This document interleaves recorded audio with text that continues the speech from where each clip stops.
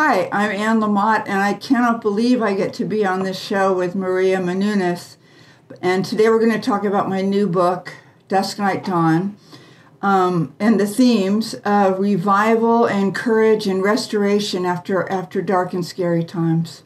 Hello, everybody. Welcome to Better Together. When you know better, you get better. That's what we do here every single day, or at least we try. It is Wednesday, February 24th, 2021, and our quote of the day, hope begins in the dark. The stubborn hope that if you just show up and try to do the right thing, the dawn will come. You wait and watch and work. You don't give up. And that is from our guest today, Anne Lamott. I am coming to you from our West Coast studio, everybody, and I am so excited to be chatting with best-selling author Anne Lamott about her new book, Dusk, Dawn, which Oprah Magazine named the most anticipated book of 2021. Also, aside from my husband in the East Coast studio, along with Kelsey and Steven, wherever the fuck he is, we have a very special guest co-host with us today, my Greek sister. You may remember her from our episode before Christmas. She's the co-founder of Impact Theory, host of Women of Impact that I was just recently a guest on. She's a badass, extraordinary entrepreneur. Lisa Bilyeu, thank you so much for being here today. Oh, girl, you know it's an absolute honor. Thanks for having me. I'm so excited. We're going to have so much fun. As we are about to kind of get going, I want to let you guys know we've changed the format just a little bit, actually based on your advice. So I had a session with Lisa and her team, and we learned all about how apparently you guys just want to get right into the interviews. So Apparently. And she has given us so much invaluable advice, and I'm so grateful, Lisa. And we're going to get some more great advice from you for our Patreon members this week, which I'm super excited about. But yeah, we kind of changed the format up a bit. So you guys will wait till the end for our chat. We're going to talk about Mars. I'm very excited about what's going on Mars. I really want to go to Mars. And as we are kind of trying to keep the lights on here, just bear with us. We are starting to infuse ads into the show, but when you are listening to them, I want you to know that they've been specifically curated by me because they're ads that I am supportive of, companies that I love, and that I'm excited to bring to you. So at the very least, you will know that. And if there's stuff, that you don't want to hear, if you don't want ads, you can join us over at the Patreon for as little as $5 a month and get no ads. But listen, how could you miss out on me talking about Dunkin' Donuts every day? Because it's one of my favorite parts of the show. I am today on our Dunkin' break talking about the quintessential Dunkin' snack. Are you a Dunkin' Donuts girl, Lisa? Oh, God, not really. You're on the dark side. I know, damn it. I should have said yes.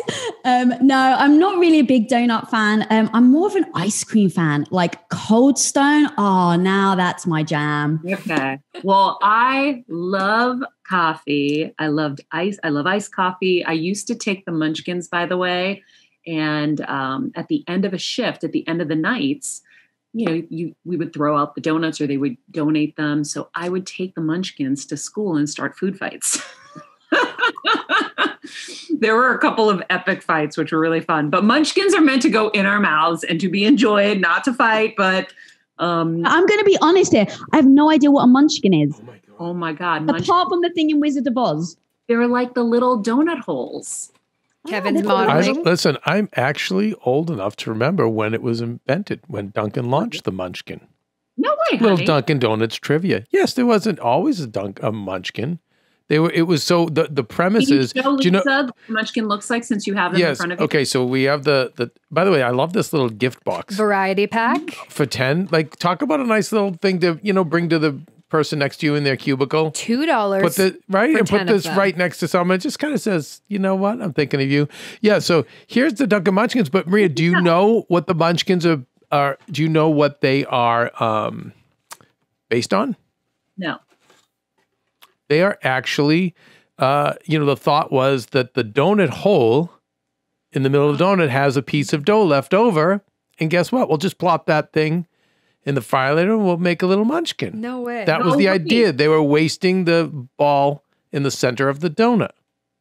Okay. Little regular guy fun fact. I'm officially horrified. Lisa, I worked at Dunkin' Donuts for 6 years. I am like an obsessive fan of the brand. And I am very embarrassed right now. You are not a regular guy. Yeah, I'm a regular girl, honey. But what I love, right, is like even just, I love talking about business. They literally looked at their product and they're like, we've got much waste over here. How do we make money from it? And at Quest, we literally did the same. We would have a waste at the end. There's only so much of the mix you can put in to actually make a full bar. So at the end, we would have like a big Ziploc bag of just like the bars, all like as a big ball. And as a way of kind of like having our team like all excited, we would go around and we would call it crumble, and we would give people crumble. And so it just made everyone happy. And it ended up being like what everyone in our company was starting to eat. So it's like, okay, this is great. We're using the waste. And now everyone's feeling, excited that they get free Quest protein crumble. How about that, Dr. Phil? Cash me outside. Cash me outside. I love it. Well, also, if you want to please a crowd, you can grab a box of Joe to go with your munchkins. A box of Joe has 10 cups of Dunkin' Original Blend coffee. Super easy to grab and go, and make everybody around you happy. Share a little love, as we like to say. You can order ahead on the app or try Dunkin' Delivers. America runs on Dunkin', so does Better Together. And more specifically, this human right here, me. I live on Dunkin'. I love my Dunkin'. And so good. Yeah, I think I might be the biggest fan that ever walked the earth. But Listen. I think I'm going to have to try those munchkins though, because I think that that's a big thing of why I don't eat donuts. Is it's quite a lot.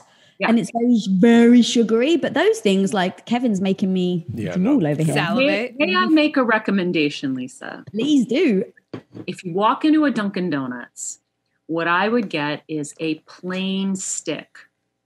They're crispy, nice entry-level selection. Excellent. Crispy on the outside, soft, moist, doughy, cakey batter on the inside.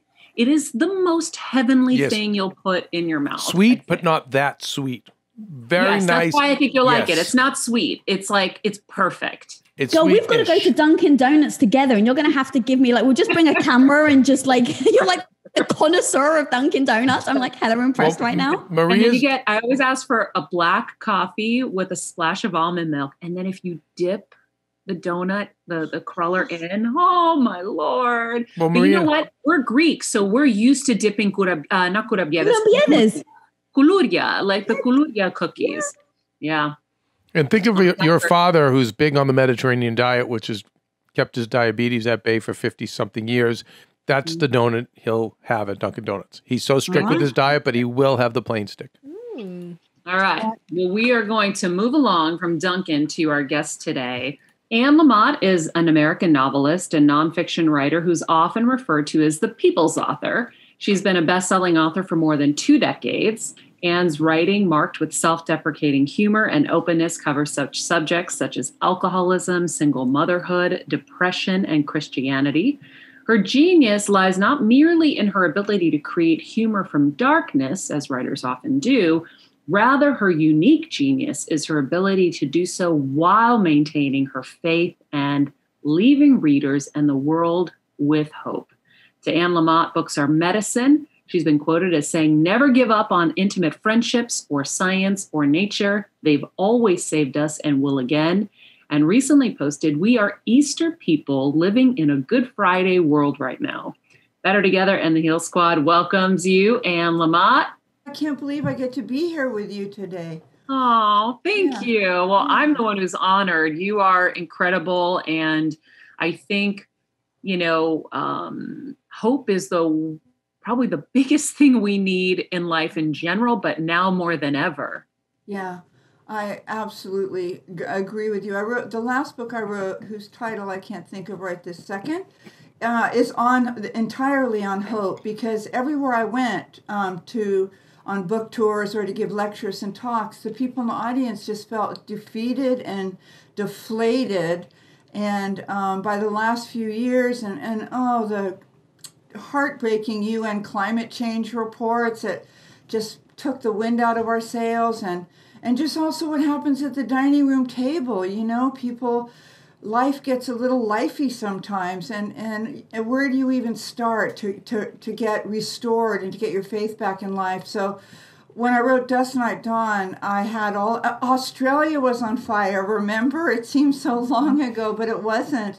And I thought, where do you even start? Well, you start where your butt is, you start where your feet are, you start where your breath is, because if you remember to breathe, then I think you're kind of umbilically connected to the divine, or to the goodness or the love energy or whatever the bigger thing is outside of our own sort of pinball minds. I love that. And I love that quote that we just mentioned about we are Easter people living in a Good Friday world right now. Can you expand on that a little bit? I don't think it's original to me. I think it's probably been around for several hundred years. But the world, when my best friend's son just died, he was 23 and he'd been sick for a long time, and yet she's a believer in that the soul is immortal and that we don't know what the future holds, but we really do know and trust who holds the future. And thank God it's not us.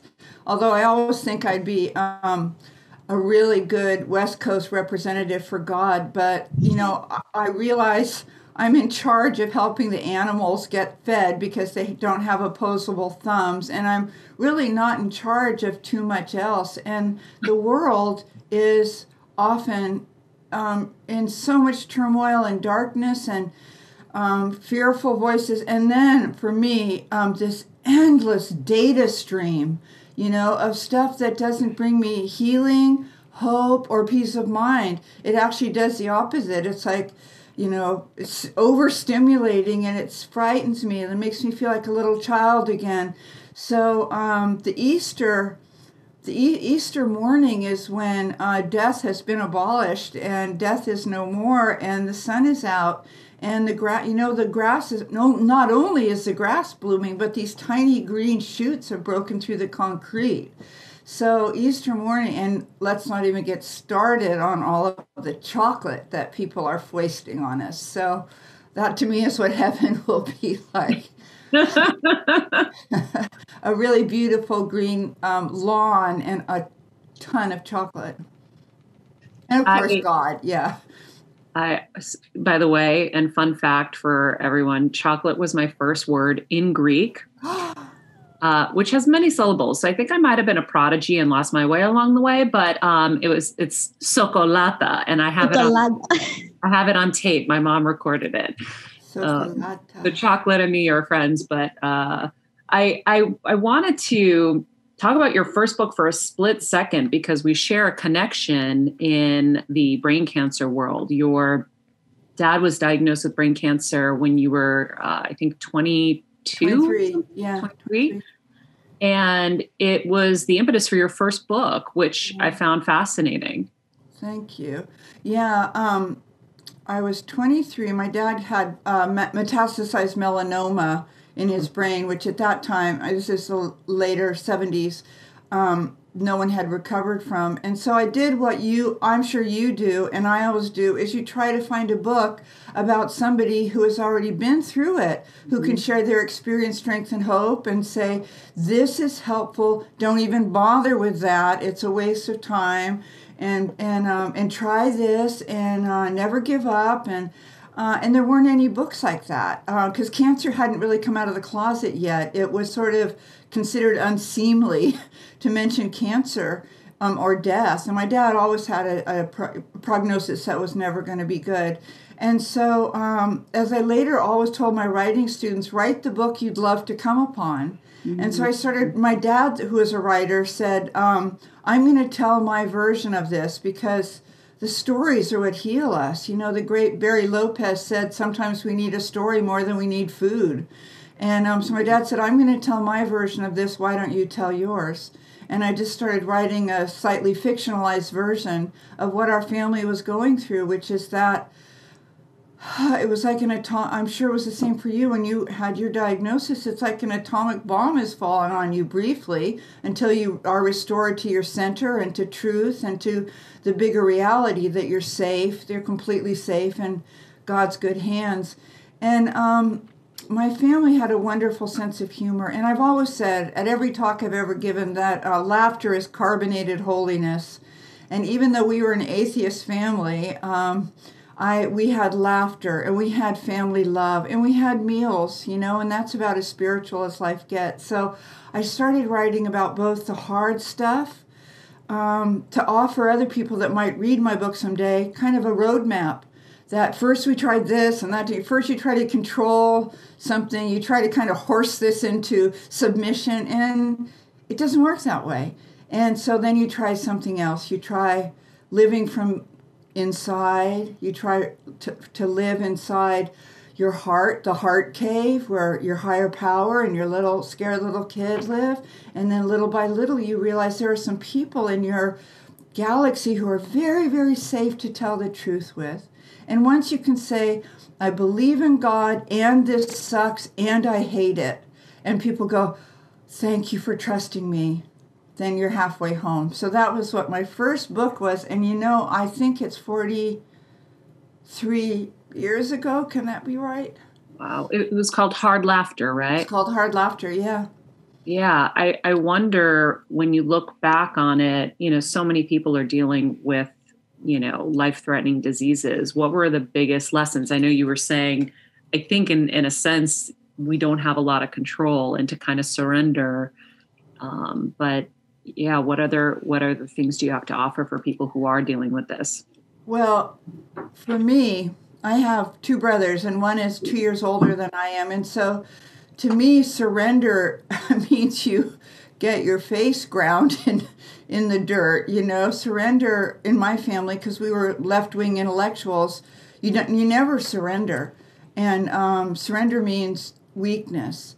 And as I developed spiritually, as I evolved in my 20s and then converted in my early 30s and got sober at 32, you learn that surrender is, you put down your weapons and you come over to the winning side, which is the side of goodness and gentleness and this trippy love energy or this love intelligence, or whatever you would call God.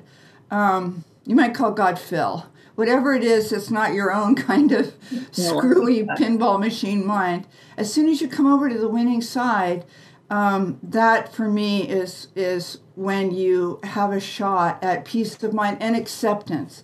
The surrender leads to the acceptance. It doesn't mean you have to love it. It's like forgiveness doesn't mean you have to have lunch with the person next week.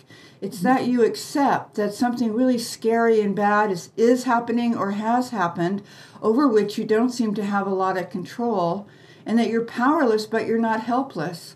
And what I learned at the young age of 23, my dad died when I was 25, and he really was the center of our world. He really was our higher power. Was that it begins with this kind of radical self-love and this radical self-care.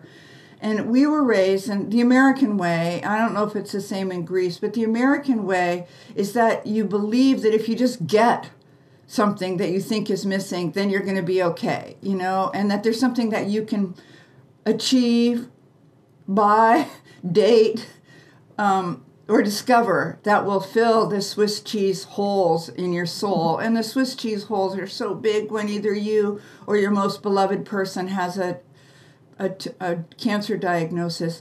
But what you learn spiritually is that we're not hungry for more and more and more of what we think we need to get. We're hungry for what we're not giving.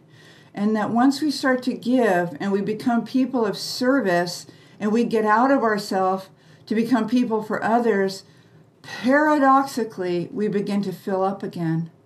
And it's like the font inside of us, the holy water font fills up. And we're not running around desperately with our little begging cup trying to get more from the world. The world did not give me love and peace of mind. And the world can't take it from me. But I need to remember that it's going to be by sharing what I've been so freely given, by giving that I receive. I just got the chills everywhere. Lisa, I'm sure you are too. Oh, God. My neck was hurting so much. I was nodding so much at that. That was so powerful. It's just amazing to think of it in those terms. Like, we're hungry for what we're not giving. Yeah. I mean, like when people call, which they do, people I love, and they're upset or they feel really empty or freaked out by something, I say, you know what? If you want to have loving feelings, which is, to me, heaven, to be filled with loving feelings, right, Maria? Mm-hmm. It's heaven. If you want to have loving feelings, you do loving things. And you do a few anonymously. You know, I'm a Sunday school teacher, and I have a tiny little Sunday school at a failing church with usually 3 kids of all different ages.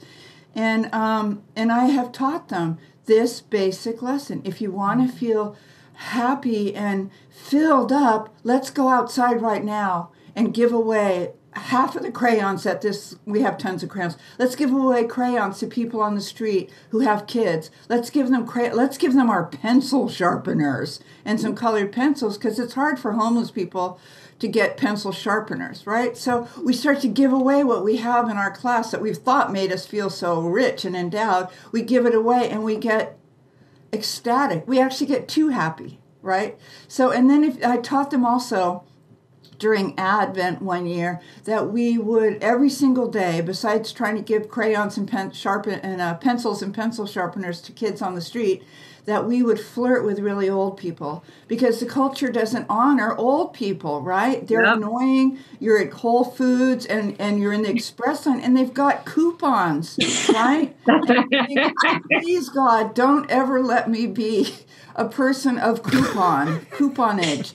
And people they don't get noticed. And so I would say to my kids, as we prepare, as we do now for Easter, we flirt with old people. We say, you know what? I love your hat.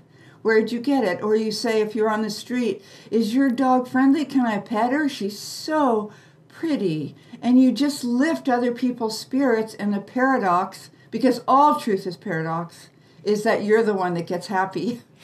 I love flirt with old people. Kelsey is the voice of God here. She's our producer, and she and I share that. We love old people. I always was the one that sat with the old people. Me too. And me too. Me too. So I like the concept that you're bringing to us to make us more aware of something we can do in a kind of grander way, right? Like flirt with old people. I think it's so great. I think of all the people. I went to the bank yesterday, and there was like the janitors, and I have such a tight connection because we grew up janitors. So I always make sure I stop and acknowledge and say hello to them. And they're usually like a little confused. And but I'm going to now really focus on flirting with old people. I usually will say hello, but now I'm gonna take it a step further. I love that. Yeah, it's really insane how people don't admire the older generation, if you will, more, because it's like they're so freaking wise. How many people, Maria, turn to you and it's like, oh my God, Maria, you've achieved so much. Tell me your words of wisdom. And it's like we have an entire world of humans that have lived 70, 80 years of learning and failing. And it's like, pick those people's brains. Those people know stuff about life. They know the realities about life. And it's like almost like if you had a crystal ball, right? And you could be like, what can I see in the future? They're right there. Ask them. It's if we just lean into it. And that flirt with old people, I'm with you, Maria. Like it's grabs your heart. Yeah. And also another thing in Dusk, Night, Dawn that I wanted to kind of focus, not with you all necessarily, I mean, always I do, but as a theme of this book was that if you don't feel hope, you feel kind of a shaky hope, let's say, that things have usually worked out and maybe they will again, who knows, but that if you bring the hope to other people, then you're all of a sudden in a sort of gravity field of hope or a force field of hope, so that if you're the one that brings the hope, there's hope. That you put it in your little your Easter basket or your backpack, and you bring hope. Like we have a ministry at my church of a convalescent home, and I went for 20 years, and I haven't been doing it lately. But you go there, and this is pre-COVID, but you just touch people in wheelchairs, and you touch their skin, and you say, I am so glad to see you. Because you know what? No one else is telling them that day. Yeah. Right? Because they're kind of inconvenient. And to be honest, people are often hoping that they'll pass before they spend the whatever money they've saved up. And they're hoping they'll pass because it's extremely depressing. My mom had Alzheimer's. My dad died of brain cancer. And I know it's excruciating. And so if you touch someone or you look into their eyes and you say, oh my God, I am so glad to see you. You've brought hope. And all of a sudden, you're surrounded by the force field of hope. You know, it's so crazy because the American way is go get it, go find it, and go achieve it. And you know, you all know this. If the world told you if you achieved this or that, it would fill the Swiss cheese inside of you, right? As soon as you got this, as soon as you got on the air, as soon as you got your own show, as soon as you got published, as soon as you got on the New York Times bestseller, as soon as, right? And you get there, and it's great. Very briefly. Very briefly, yes. Very briefly. Can I tell you a quick story, Maria? Yeah. Okay, my son, Sam, who you read about, has this podcast called Hello Humans. And he didn't, and it's about how to become more human and less of the robot or, you know, the greyhounds at the racing track who are racing after mechanical bunny rabbits who then they catch and then have caught a fake fur and a battery. And he sort of does it on how do you human up? And he did an interview with the great composer Paul Williams, and who won an Academy Award for the Barbra Streisand movie. I think it was for The Way We Were, but I'm old and funny, and I got my second vaccine last night, and that's my excuse. But anyway, I think for The Way We Were.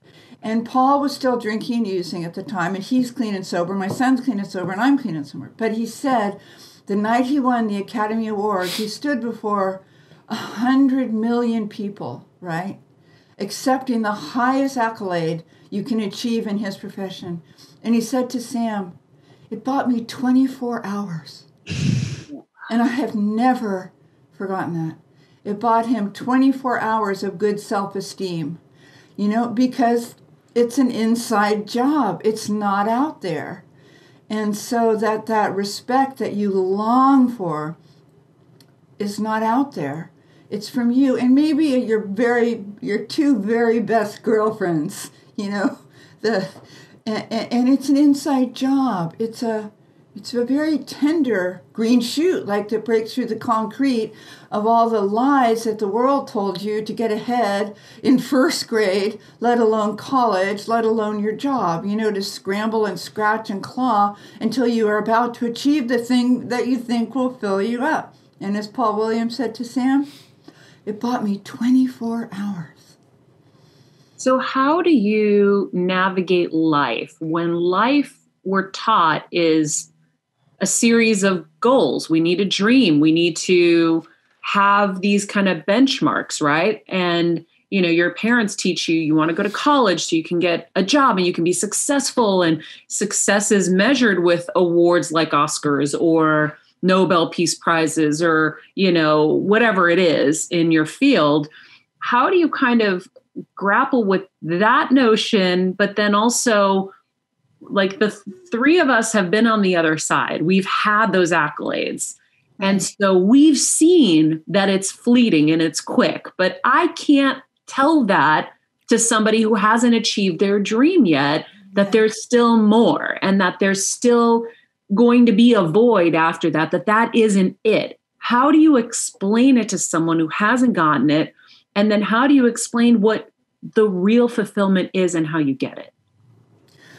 Well, for me as an artist, I have been dirt poor. I've done that one, and that was not as festive as I had hoped. But I got my first real advance for my fifth book, which was Operating Instructions, a journal of my son's first year. And then my second book was called my sixth book was called Bird by Bird, and I got something like $50,000 for it. But it's 2 years of living, and by then I had a baby, and so I just dreamt being the next Stephen King, or, being on Oprah and having a swimming pool and getting fish forks, and I always thought fish forks would mean you'd really arrived.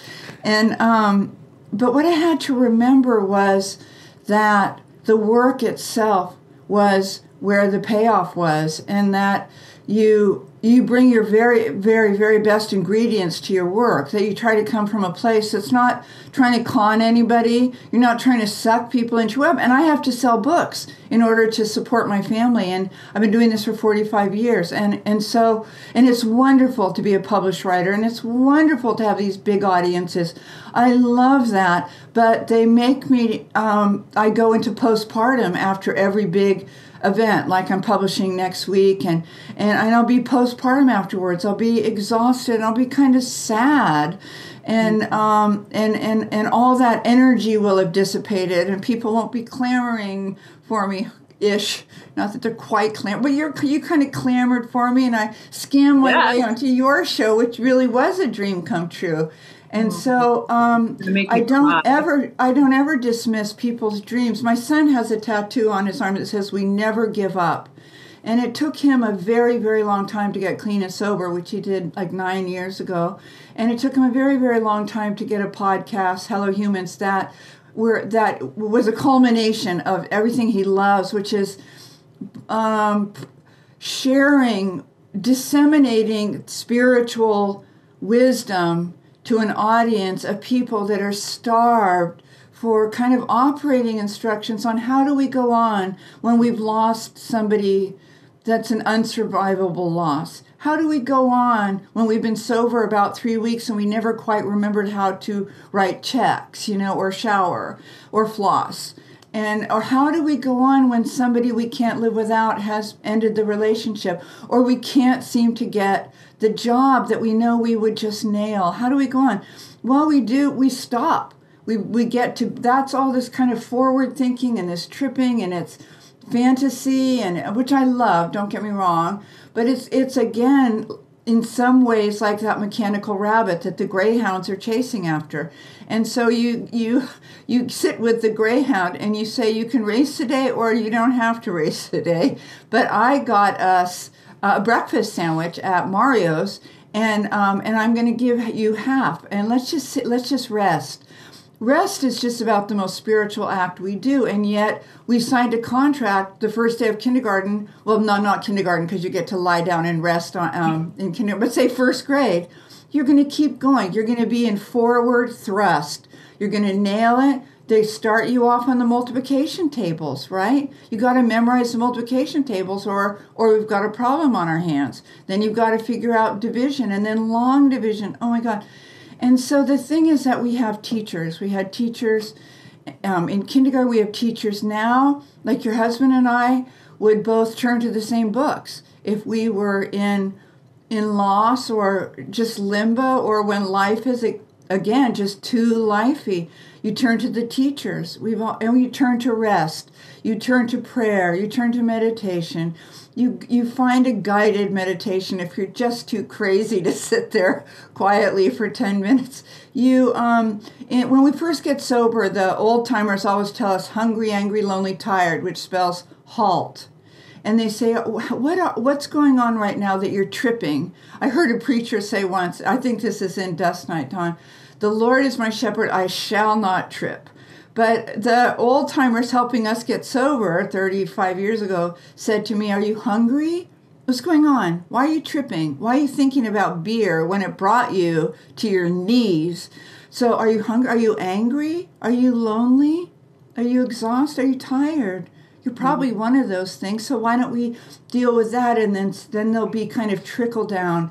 We take care of our soul and our heart through the external world, through the skin, through eye contact. Like we're looking right into each other's eyes right now, Maria, right? Mm-hmm. And so it's like in Traveling Mercies, there's a piece about the shyness I feel about my jiggly cellulite thighs, and how I learned radical self-care for me to deal with the shame, this kind of institutional shame that women start learning at 4 years old was to rub lotion into my thighs, rub this delicious smelling coconut lotion into my thighs, and also to put a little temporary tattoo of a rose on my thighs, and to beautify my thighs as a way of healing my hurting soul. And so I have a lot of people that come to me wanting to know how to write, or if they should give up, or if it's ridiculous to keep trying. And I say, it would be ridiculous to quit. I always tell people, no one in your family is going to be happy to hear that you're writing a memoir, but I am. And if if people wanted to write more kindly about you or more warmly about you, they should have behaved better. And I tell my writing students, you own everything that happened to you, and just tell it to me. Just tell it to me, but on paper. So it's I'm sure what you tell people who want to break into the world of acting and broadcasting and sharing at this level that you've discovered, I just think God is such a show off, but there was a shape waiting for you, and all this other teaching and healing and work prepared you for it. And at some point, kind of scared, we do it scared, you push back your sleeves and you take a long breath and you go and you step into the shape that's waiting for you.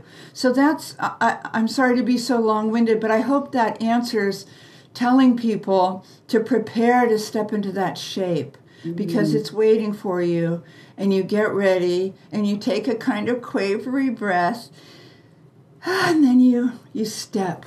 There used to be this thing when I also first got sober. It was a little poem the old-timers handed us, and it said, when you've come to the end of all the light you know, and you're about to step into the darkness of the unknown, one of two things will happen.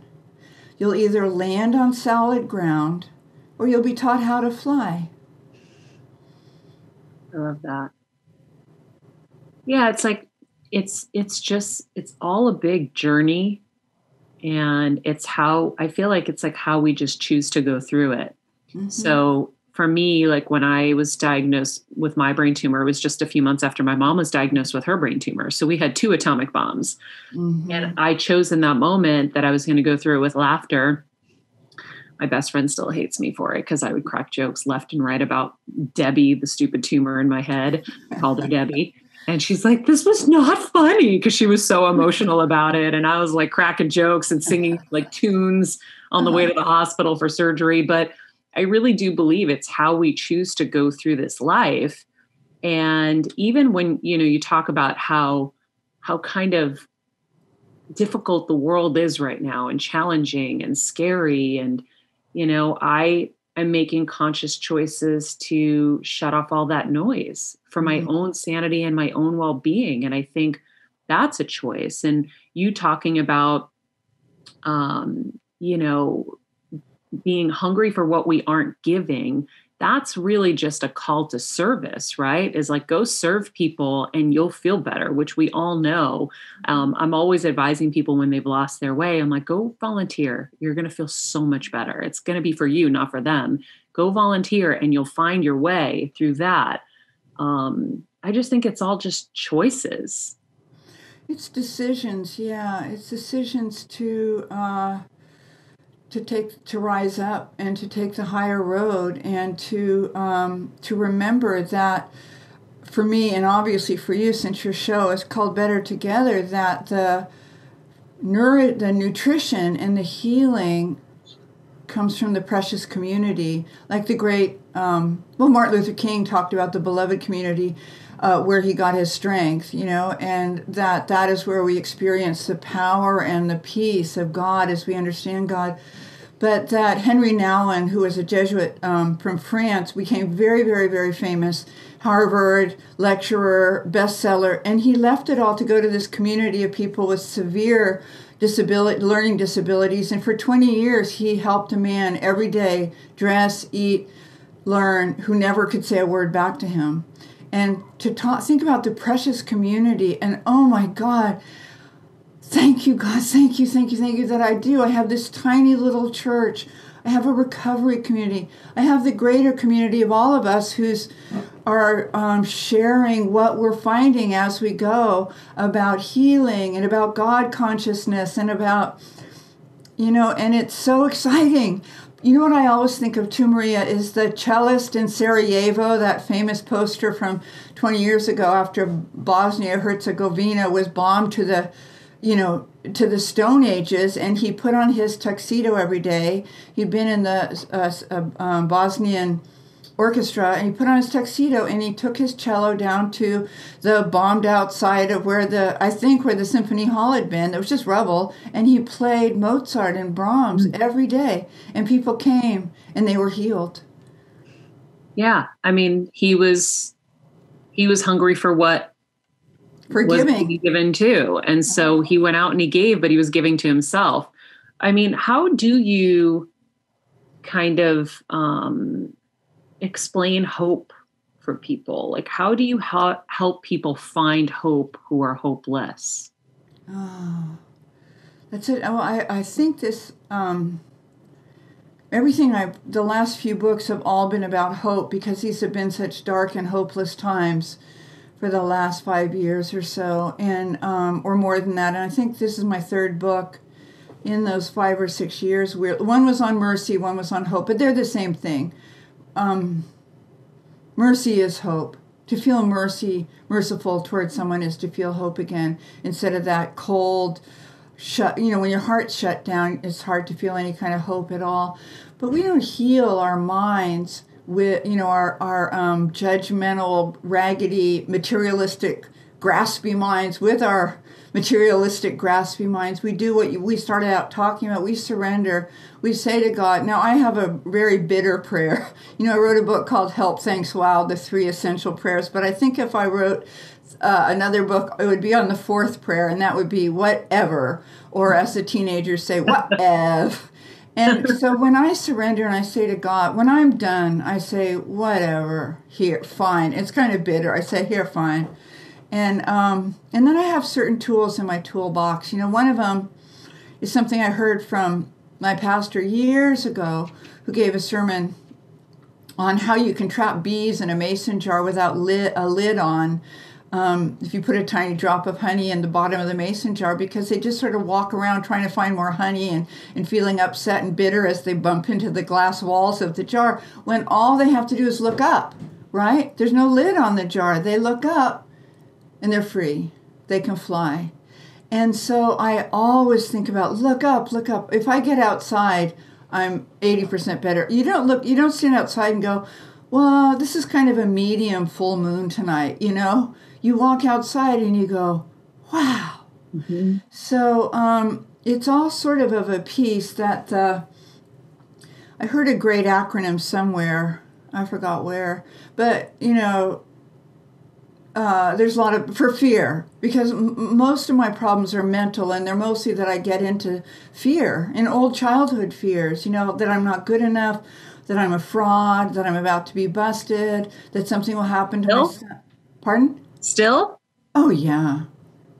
Oh, yeah. I mean, I have a book out in a week, and I'm just dreading the reviews, and people say, oh, boy, here she's back on hope again. Talk about beating a dead horse.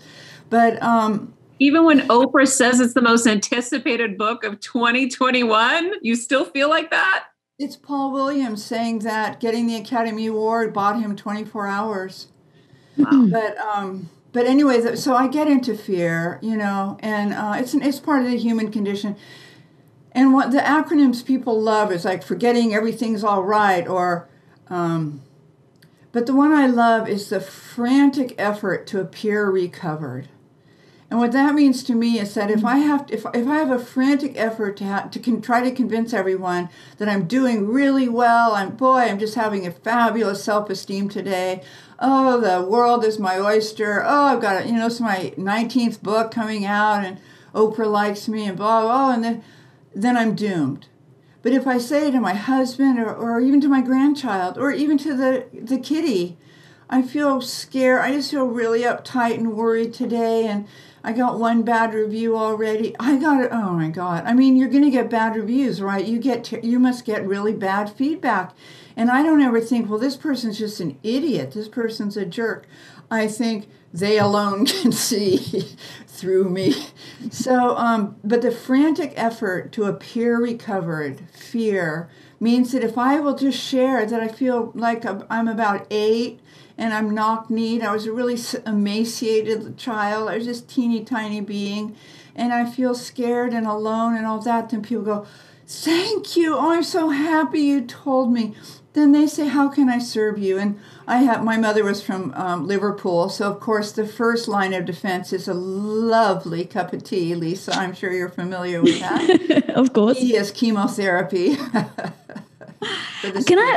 And how did you not let that hold you back then? Because just like Maria, right? It's like, come on, Oprah says that they're excited about your book, but I hear what you're saying. It doesn't matter what other people say. It's really how you feel. So if you're feeling scared, you've got all this negativity coming, who am I to write another book, etc. You still did it. And I think most people get frozen at the point of the fear and they don't keep going. So how did you keep going, even though you still have it even today? Well, the thing that I love about getting older, besides Medicare and Social Security, and the very young people at the 800 numbers who just are so happy I've called and they want to help me, what I love is that you get rid of so much stuff over the years that, at about, I think, early 40s for me, I started to realize how much stuff I was still carrying that didn't serve me anymore, and that really kept my spiritual plane, flying way too low. And I started being willing to let go of it. And it's hard. I love my stuff. Everything we let go of has claw marks on it, but it's like all those papers I kept, or your books. You know what? This is funny. When I was 50, I called the San Francisco Public Library and I said, can you send one of the friends of the library over Saturday? And I gave them 400 books. And they were books that I'd been carrying around since college because I thought everybody would see that I had read them and that I'm a college dropout and that people would think I'm much smarter and educated than I really am. And I thought somebody's going to read this book and it's going to blow their mind. It's going to change their life. And for me, it's just about making people think what I wish they thought about me or hope they continue to think about me or whatever. So it's really so much of the lightning. I've actually gone to cliffs with a backpack with rocks in it, and I have visualized these rocks are ideas about myself, fears about myself, people I couldn't forgive, people I was still scared to forgive. Who would I be if I didn't still resent that person? This person, resenting this person is kind of part of my identity, whatever. And I just threw it off and I said to God, here. And you really will love your 50s. You're both a lot younger than I am, but there's this lightning. So the fear comes in, it floats in like a goldfish into my head sometimes, but so do creative ideas. And so does this radical self-love. And with that comes the idea to practice today radical self-care. I put on a sweater that I really love, that I feel really pretty in, and it actually goes with the book. I'm not trying to, and I got my nails done the other day. I love them, by the way. Veils, because I want to show you this. You'll love this. The sweater, the veil, the book cover, and the nails, right? And somebody might think that's so silly. That really changed your self-esteem. Yeah, because I feel really pretty, and these hands I go into a manicurist and it's like the hands of a Czechoslovakian dock worker, and I leave there and I'm Beyonce, right? So that's what I know. And that's what is when things are hard. I go get a manicure. I go get a salad that is really kind of expensive. It's kind of a ripoff. It's $13, but it's got quinoa and roasted butternut squash in it, and it's actually like $18. I don't want people to think I'm a materialist. Because I would do it for you. I've never seen you, and I've never seen your crew. And if they were sad, I would say to them, do you want to walk into town? It's 10 minutes because there's this salad that they're selling that is medicine. And then you might take a chance on me and go, really? Because, another thing, here's the great William Blake, who I know you're familiar with, a great spiritual poet, said, we're here to learn to endure the beams of love. And if you were raised in a family like me, I learned to be the giver of the beams of love. I was raised to be a little flight attendant to the family and then the greater world. I know how to mix drinks at 7, and I was like those old cigarette girls from the 40s, drinks and gum and snacks. And when I read Blake, we are here to learn, to endure the beams of love. Everything kind of fell into place for me. So if I go out, now manicures are $20 now because of COVID, and they have to give you the shields and everything, and the salad is $18. If I go there and I endure the love, the manicures, it's like the laying on of hands, right? Mm-hmm. And then it's religious. It's like you might as well be at the Vatican. And then you go get the salad, they're feeding you. They're feeding you. They're feeding you love when they feed you nourishment and nutrition, and when you receive it, because today you deserve it. And that's my message to people. Today you deserve it. You deserve only love and nourishment. And sometimes the nourishment is, roasted butternut squash, and sometimes the nourishment is a pack of M&Ms. But, you know what you're longing for, what the little kid inside of you really, really wants today. Yeah, I love that. I will put on red lipstick when I'm not feeling well, and just kind of pops me up a little bit. Yeah. And I think we need our toolkit. Lisa, I'm sure you have a toolkit too when you're having down days. What do you do? Yeah, it's absolutely. So if you can see in my background, I have superheroes. I have, women doing badass poses that make me not get so in my own head of emotion to kind of pull myself out.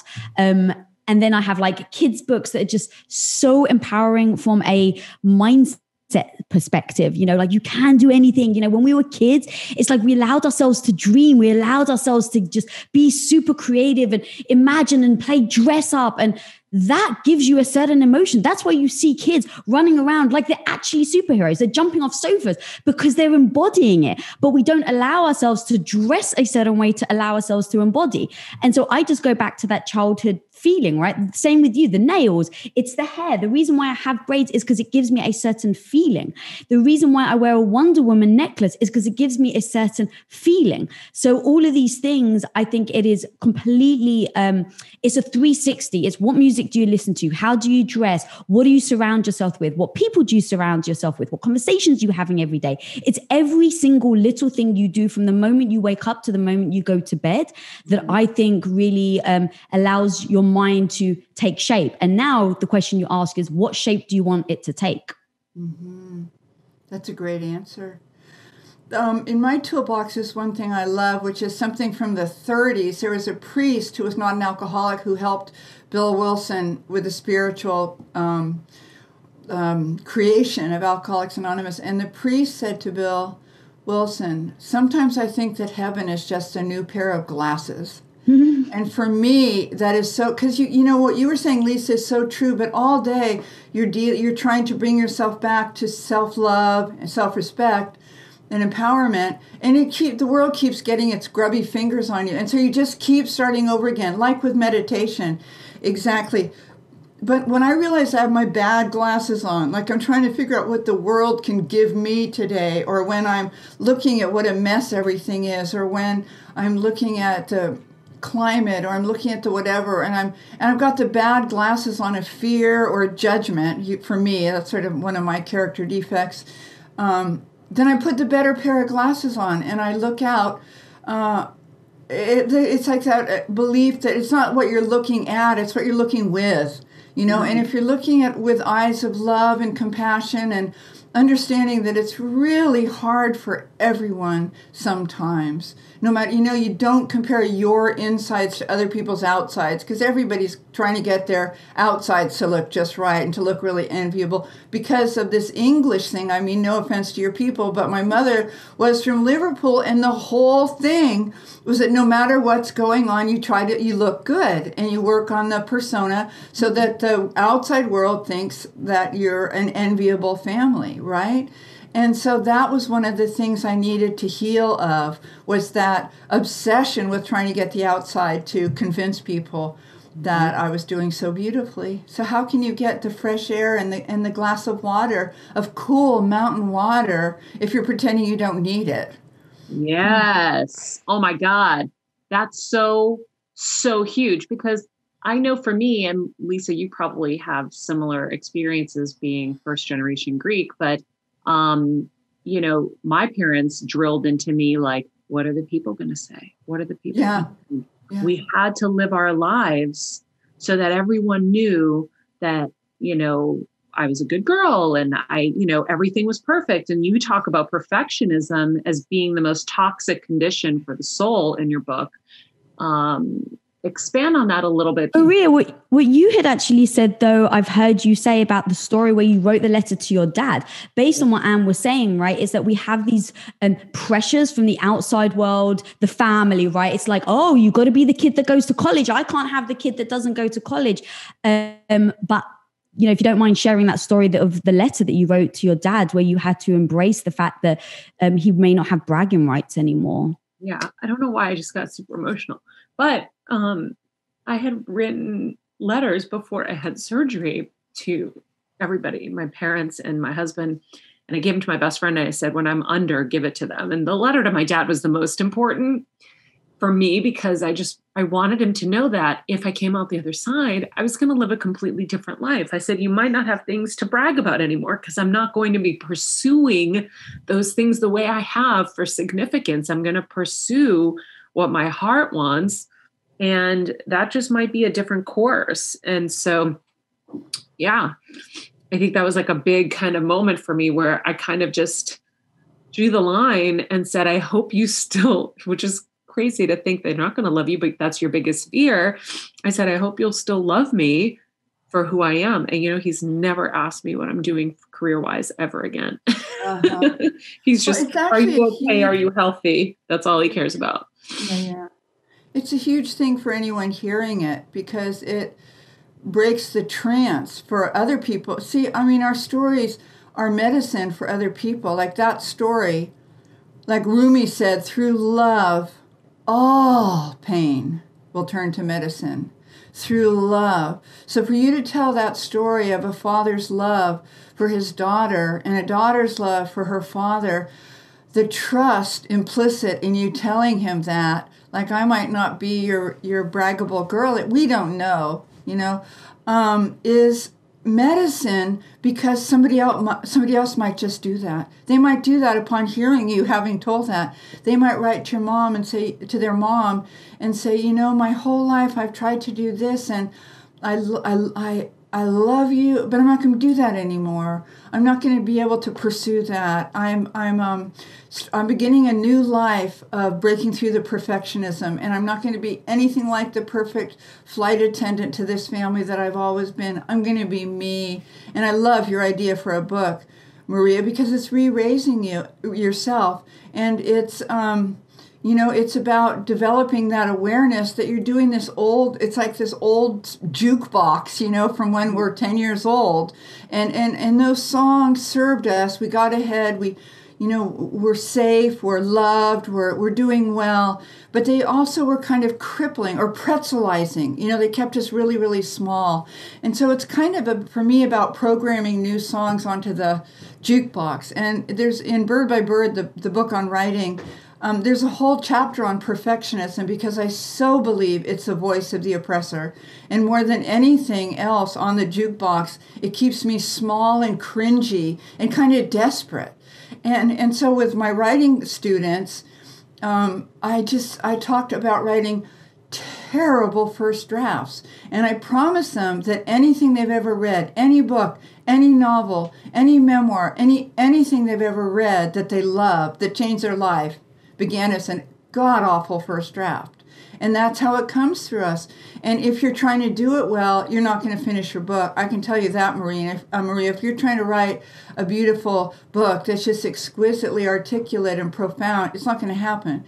But if I say to you, in 1 year, I'd like you to have finished a horrible first draft that's way, way too long, and that has way too much efforts at being humorous about, like your best friend hated. But I mean, you're naturally can be really funny, but I try to be funny sometimes so people won't notice that I'm also a person who just aches with grief for the whole world and for my family, my brothers, my child, for my best friend whose son died. And so if I tell you, just do it scared, and in a year, give me a very bad first draft. And then you and I can push back our sleeves and get serious. And then when you write a second draft, there's no way to a good second draft, but through a really bad first draft. And you have to trust me that the perfectionism is the voice of the oppressor. There's a chapter in Dusk, Dawn, I don't think I said this yet, where it says, dread was my governess growing up. And the dread that my parents and the culture instilled in me kept me from running out into the street, swimming in water that I might not have the skill to survive. It kept me in high achievement, but I don't need the dread anymore. I need the faith. I need the surrender. I need precious community. I need the better pair of glasses. I need the contract with myself to keep practicing the awareness that I'm playing those old songs again and they don't serve me anymore. So I would love to offer you that if you'd like to send me a really bad book in a year, I would receive it gladly. Oh my goodness. Well, I'm definitely going to take you up on that. I'm honored. Good. It's incredible. Good. Guys, I'm going to let you jump in. I mean, we're covering so much ground, and I want to make sure I let you guys ask anything that you guys want to follow up on. Kevin, you included. My hands. And Kelsey too, the voice of the show.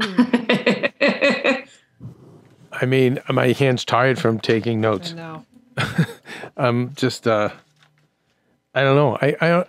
I'm processing everything. And it's more comment than question. Even Lisa, when you speak too, same thing. And Maria, I always learn. But just wow, what a reminder. To just re-look at everything, our goals and what we think our purpose is, and the pressure we put on ourselves, and just kind of go back to just giving and doing.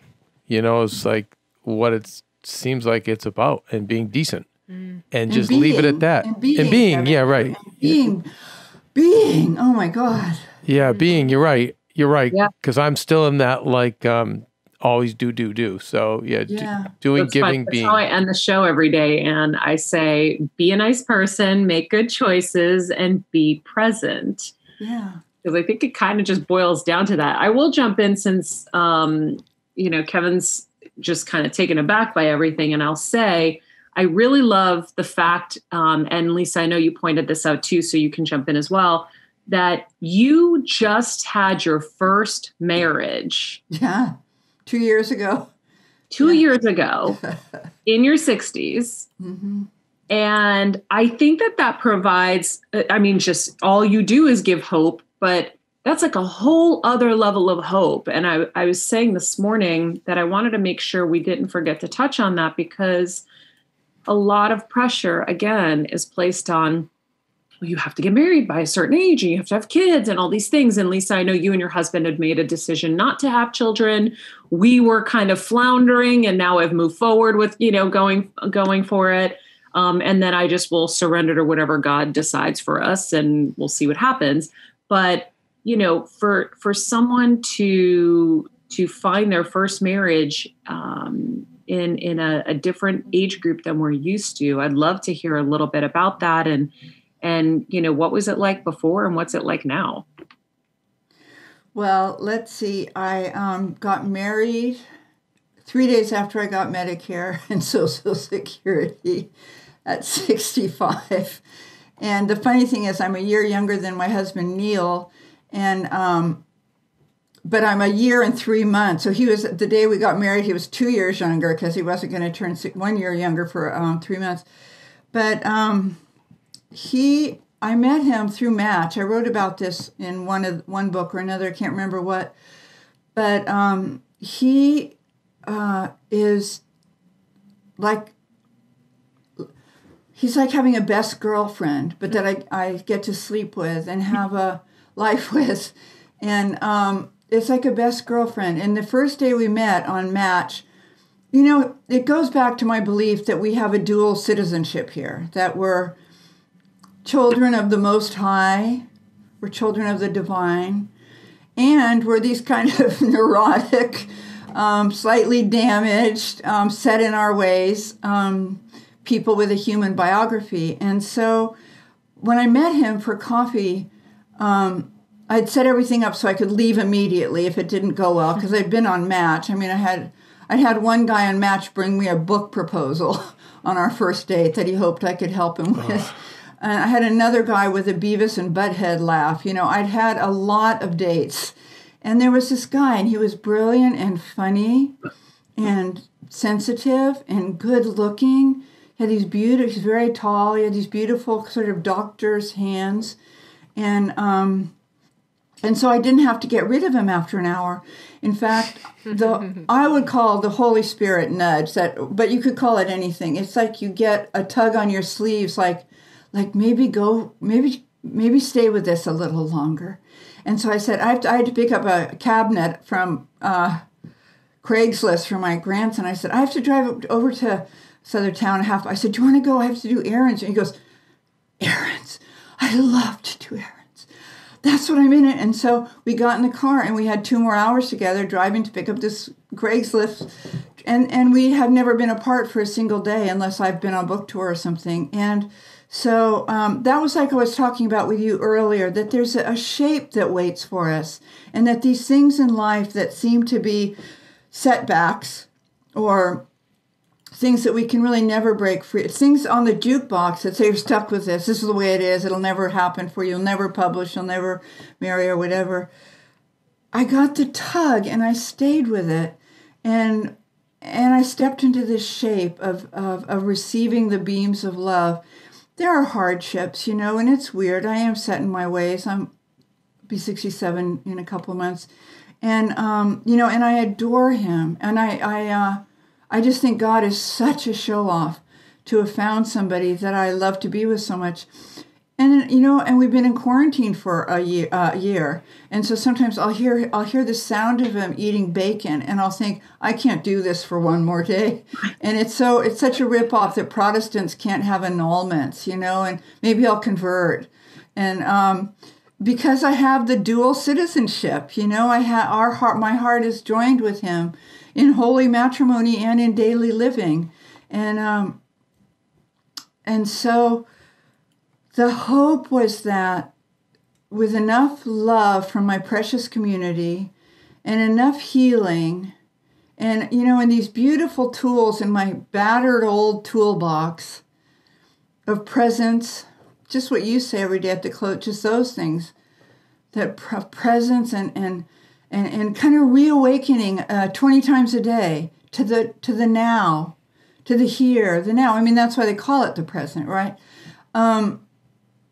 Is going to be enough for us to work through any hardship that will inevitably arise. It's like when I help young women or any age women get sober, I say to them, I can promise you hardship. I can promise you an unsurvivable loss, because that comes with life. And that's just part of our reality. But I can promise you also that you'll never have to go through it alone. I can promise you that if you choose, you don't have to drink or use again. You don't have to binge or be bulimic again. You don't have to, one day at a time, keep destroying yourself. And I can promise you, we will always be there with you on the path. And that's a lot for somebody to hear. Mm-hmm. You never have to do it alone. And it's a come as you are party. And no matter what you've done, we've probably done it too. And no matter what you think, I may have thought it this morning, you know, and then I prayed about it. I asked God to lift it from, you know, and thank God our minds don't have PA systems. Yep. Because otherwise I would not be on this show with you. And Kevin would not feel the way he does about me. He'd go, yo, yuck. But anyway, and so there are promises we make to one another, you and I at a public level. and other people in their precious community and at the dining room table, that we say, I know how scared you are, and I know that you don't have any hope right now, but I'm going to get you a cup of tea, and I'm just going to listen. Mm-hmm. And then we're going to go walk into town and get this really expensive salad, and I'm buying. And that's a lot. I have a question about I love the analogy of being the flight attendant in your family growing up. I was looking at Kelsey. I feel like she's the flight attendant in her family. I think Maria was in her family. I was in mine as well. I think there's a lot of people who do that. What's your advice though, where that does get dysfunctional or unhealthy for the flight attendant? In your case, you seem like you have a family with addictive behavior and you were serving them alcohol. So how do you reconcile in your life being a flight attendant, but doing it in a healthy way that doesn't hurt you or other people? Well, for me, Kevin, and I grew up around parents that were really unhappy, really didn't like each other at all. But a marriage can be kind of a business of raising the children at some point. And I was a very shy, very, very anxious child, and very, very sensitive, which in the 50s was not something you want in a child. There was a book called The Overly Sensitive Child that all the parents read, and it was basically kind of a how-to book for parents who were saddled with such a sensitive child. No one said this is the best way to be really permeable, to have your heart be really open. I was a scared, sad, I was funny. I was just like I am now today with you. I really was, but I weighed like 20 pounds. But I had migraines at 5 years old. I felt so much pressure. I was brighter than I was supposed to be, and I had this open heart.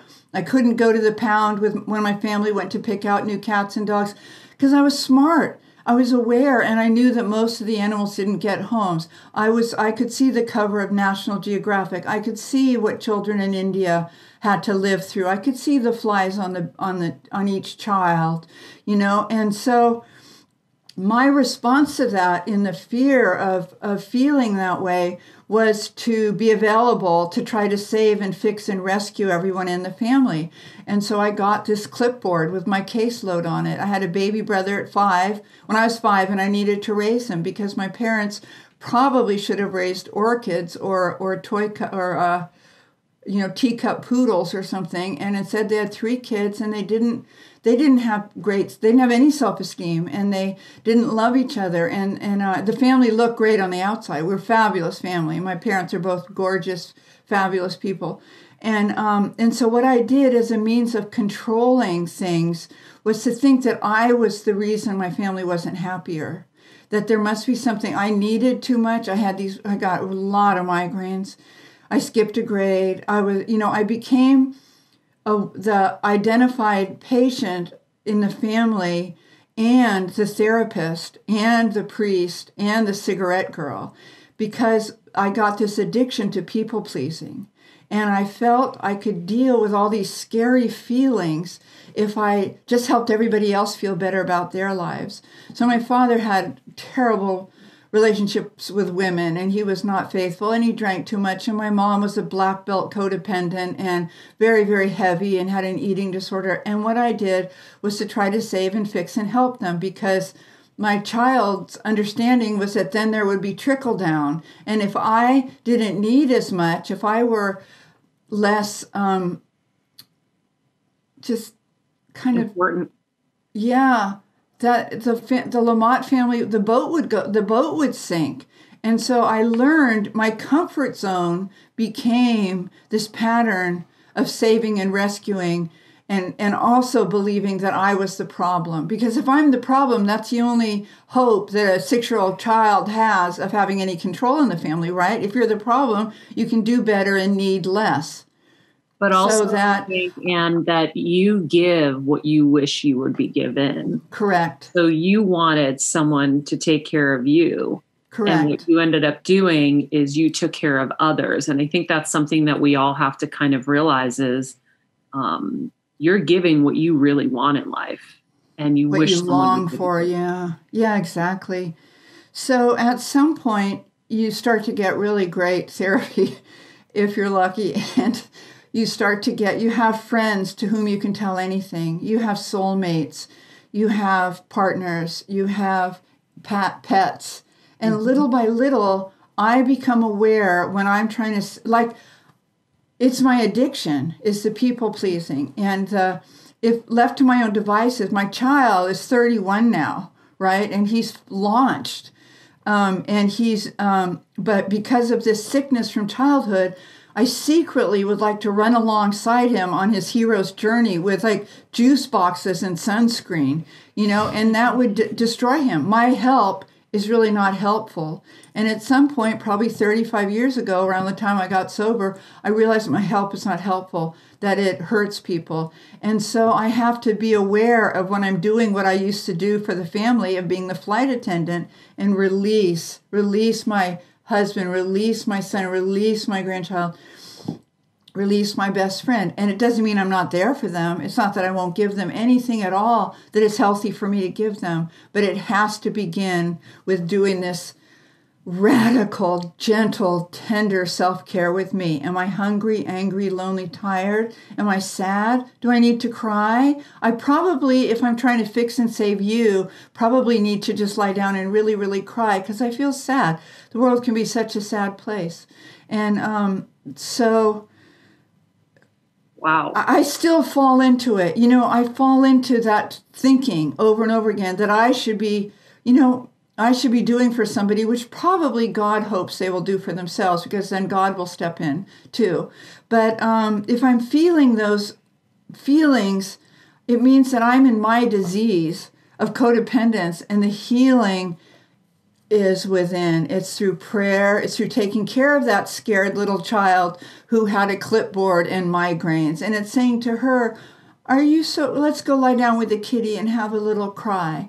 And then let's go to Target and let's buy a new nail polish and let's buy some overpriced lip gloss, And so it's a process, It's one day at a time. I think we're probably about to run out of time horribly, but I don't know if we are. But there's an equation I have that helps me a lot. I love equations like HALT. But this is the 3 A's.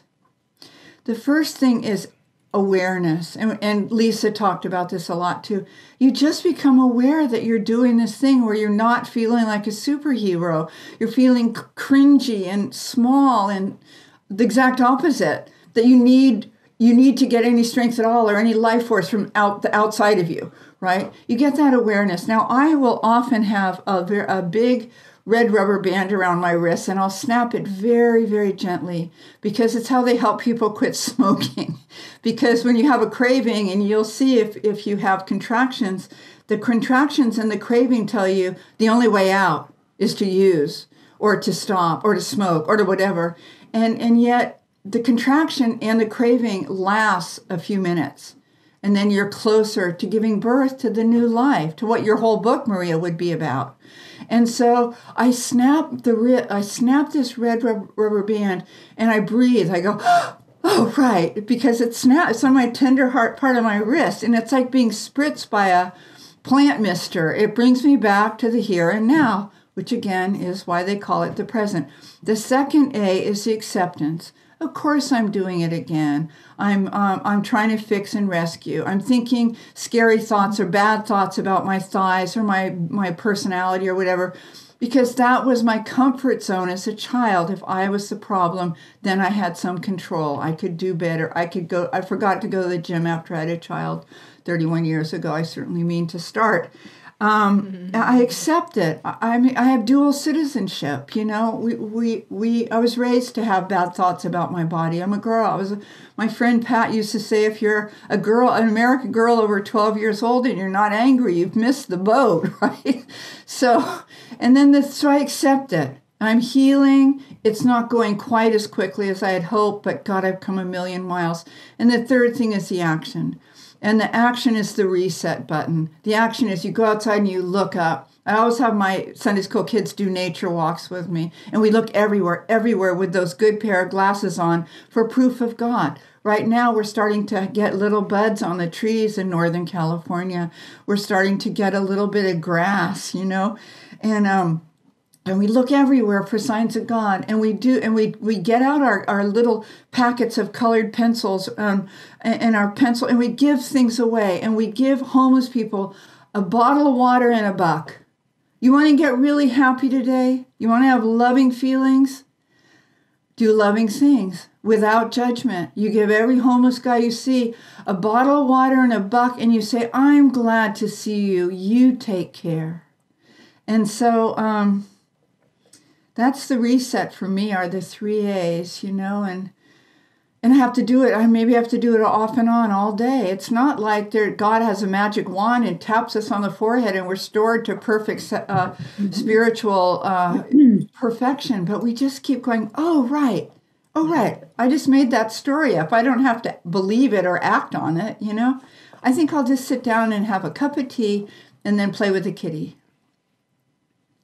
What a great button to end this on. I want to play with my Maximus, my shepherd. I want to just sit in my house the rest of the day. And I think that's a really great lesson too, is, I know I fill my time with my superhero cape on.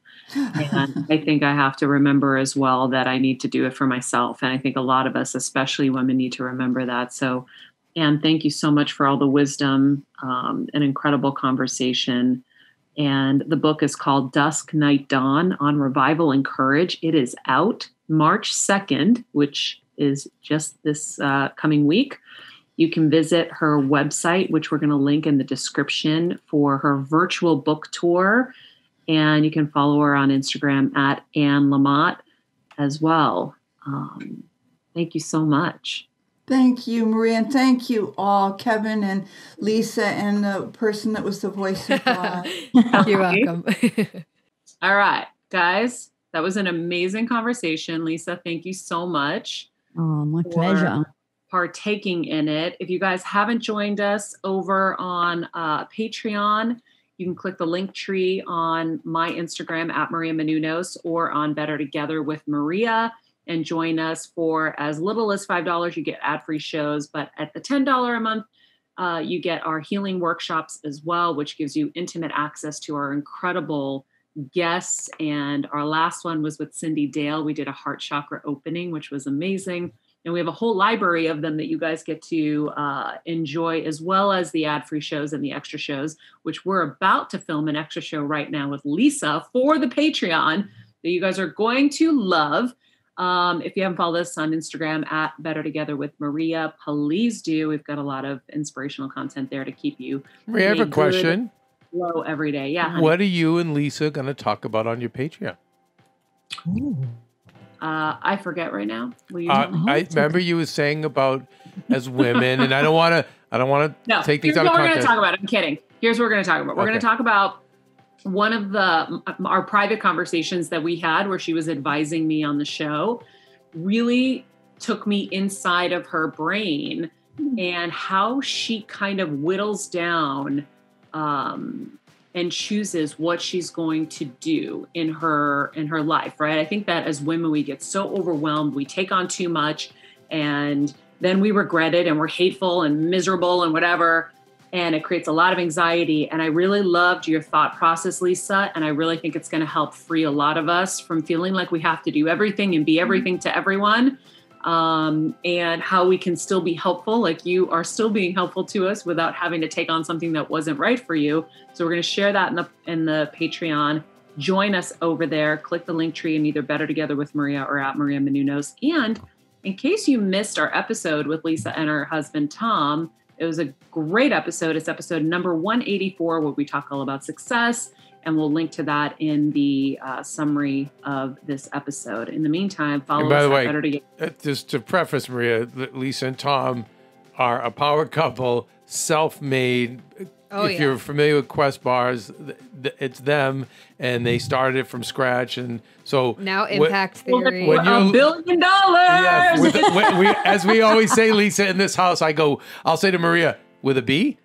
We'll meet certain people, and I'll say with a B, with an M, with a lot of M's. I'll go Maria with a B. and she'll go, he knows a thing or two, guys, is what he's trying to get at. Yeah, like this is no, But just to be precious. clear, I may know a thing or two, but I also still fail every single day. But I still show up with a big smile, and I think that's super important as well. Yeah, but this is very valuable and information, and you are very valuable. Italian person. Goodbye. Let me get to the episode, and everybody will kiss his face. Follow us at Better Together with Maria, at Stephen Lemieux Photo, at Kelsmeyer 2, at Anne Lamott, at Lisa Bilyeu, and remember, be nice people, make good choices, and be present.